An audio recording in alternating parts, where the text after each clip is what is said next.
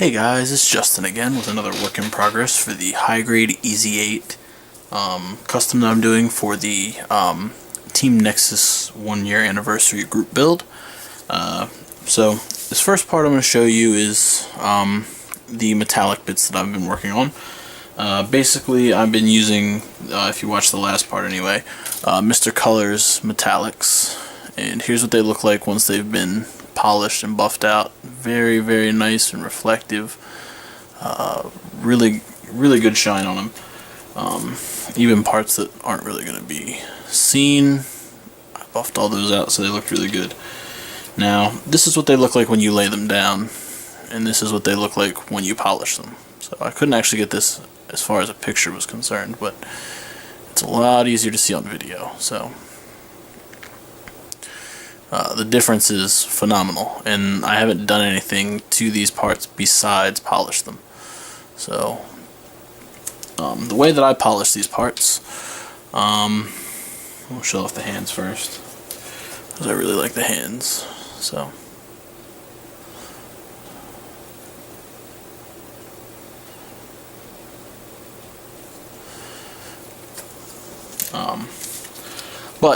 I don't do anything special. I just go ahead and lay down my paints. So that would be primer, gloss black enamel, and then my my choice of metallic. And then again, these Mr. Color metallics are buffable, so you can either leave them as they are, or you can buff them out to get a different finish out of them, more metallic and shiny finish. And for that, for the smaller parts, I like to use a Q-tip, so I just kind of gently just start buffing that out. You don't have to apply a whole lot of pressure, oops, but you can already kind of start to see a little bit of a difference. It's nothing monumental yet, but like I said, you just go ahead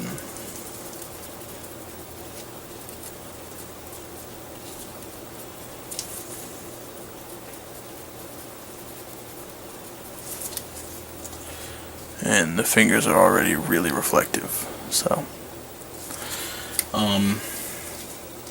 for larger pieces, I like to use this. This is it's a Novus. I have a whole pack of them right here. It's like a Novus Premium Polish Mate. It's a 10-pack I got on Amazon. But they're just really nice polishing cloths. I think the whole pack was like, I don't think it was any more than $10, but you get 10 of them, so they'll last you a while. They're pretty big, and I use that for the larger pieces. But what I do is I go over every surface. I make sure I get every side of every piece and just buff it out as best I can.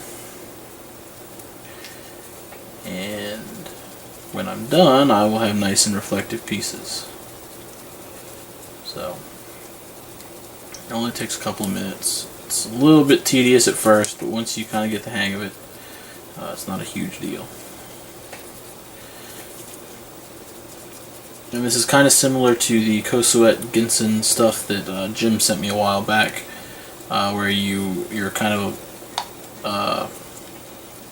buffing this out, but you're buffing it out once the paint's already been applied. So rather than adding something to a finished surface, you're modifying a finished surface. So there we go.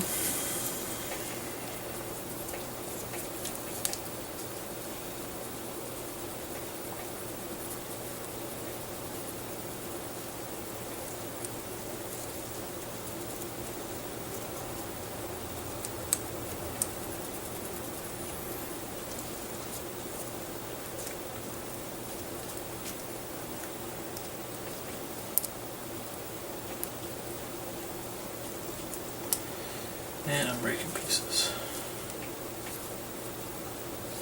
Getting ready to do something I can't remember what it was.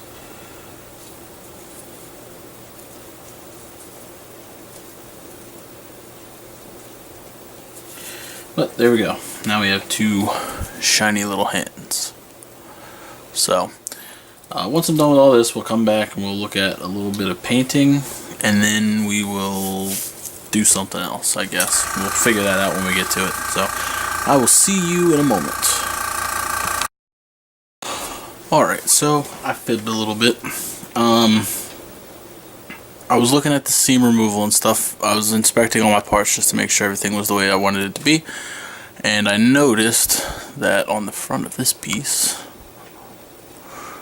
there is, if it focuses, it probably won't because my camera doesn't like me. There we go. You can still see the seam line. So,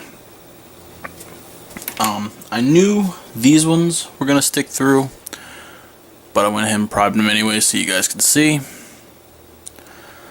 So I could show you how to go about fixing that after priming.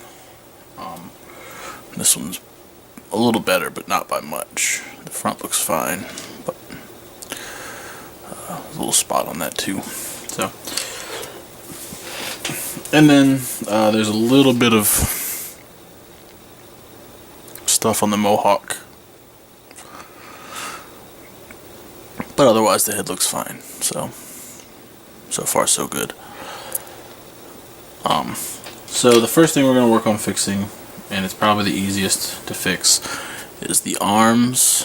This is a tip I picked up from Jim, or Jim and Boo, or Gunpla Fixation, whatever you want to call him. I know him as Jim because he's my friend. Basically, with these, they're a little farther down than I'd like to just sand. So, just going to take a little bit of Mr. Surfacer 500. I was shaking this up pretty good before I started the video. And you just go along the panel line.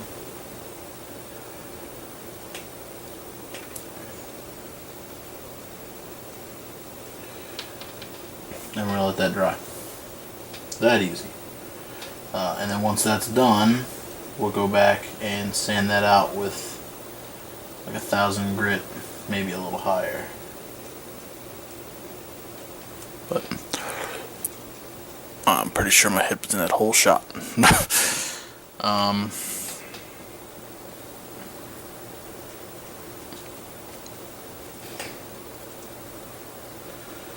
There we go.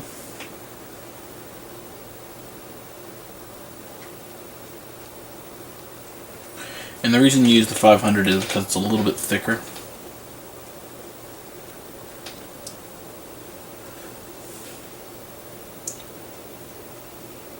So it kind of fills the gap rather than you just removing more and more plastic until it's gone. Now that one is really shallow, so I'm not too worried about that.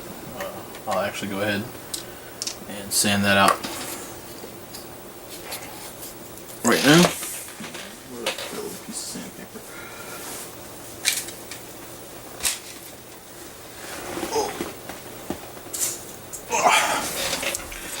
This is, I think, maybe 800 grit. I don't know. But just really lightly sand the seam.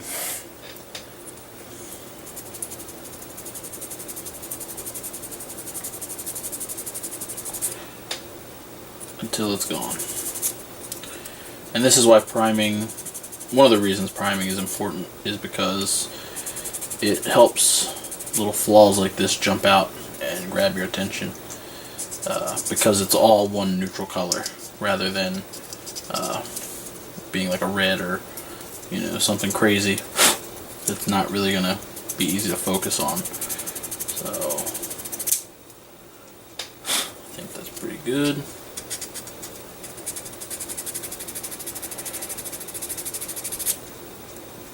There we go.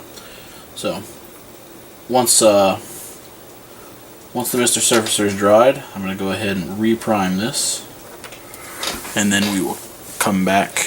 Well, I'll sand it again. I don't think you need to show me to show you how to sand. You just kind of, like I said, lightly go over it where the surfacer's kind of rough. But then you re-prime the pieces and make sure that all the errors are gone, And once that's all cleared up and everything looks the way you want it to look, you can go ahead and start laying down your paint. So I'll come back and we will begin painting, hopefully. And then we're on to all the fun stuff. So I'll see you in a sec. Alright, so we're back. We're ready to do a little bit of painting once all the seams have been cleaned up and everything's been reprimed. For this, we're going to go ahead and use Mr. Colors 22 Dark Earth. And that's because I'm using kind of a more, well, I'm using a gray, but it's kind of a more military gray. It looks like it has a little bit more of a brown to it. So I wanted to add a little bit more of a brown to it as well, so it looked more, I guess, military.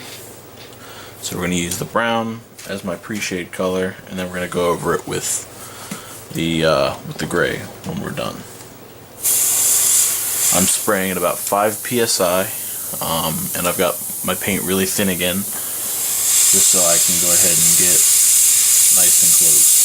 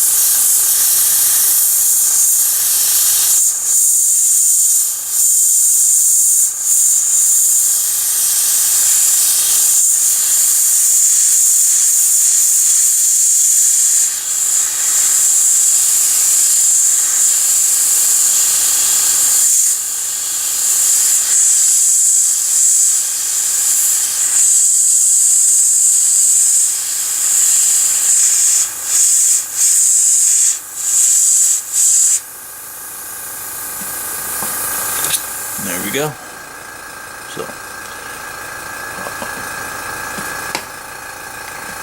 So I'm going to go ahead and blast through the rest of these real quick. I'll come back. Okay, so once you've got all your pre-shade color laid down, you're going to want to go back, just like last time. Take your pieces after you've inspected them, made sure everything looks how you want it to look. You're going to take your next color. In this case, I'm going to be using Mr. Colors 332 Light Aircraft Gray. It's got a little bit of a brown to it, so it's going to kind of blend really well with this. And like before, I'm spraying at 5 psi. I'm just going to pull back a lot farther and just mist this color on a couple different layers until I get the desired effect that I want.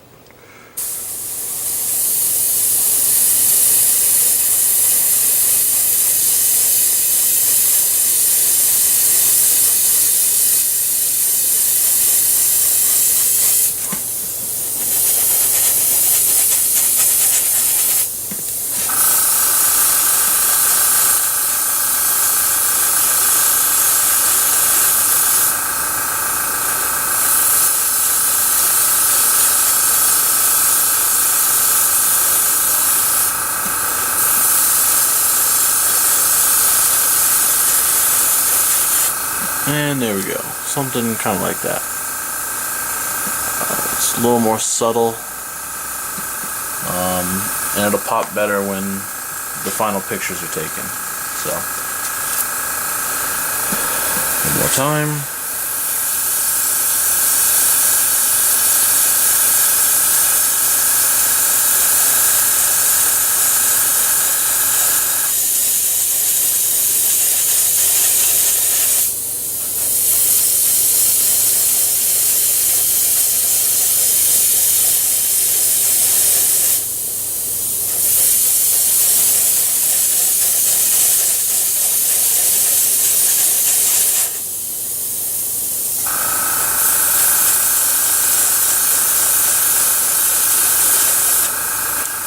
And there we go. So, I'm gonna go ahead and end this video here. Keep it a little short and sweet this time.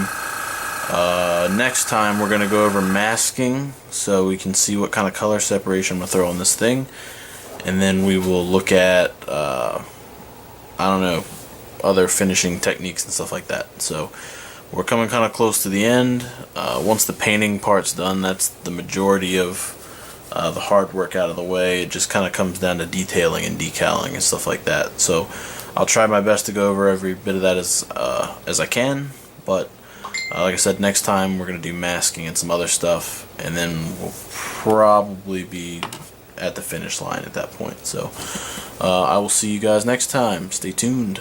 Later.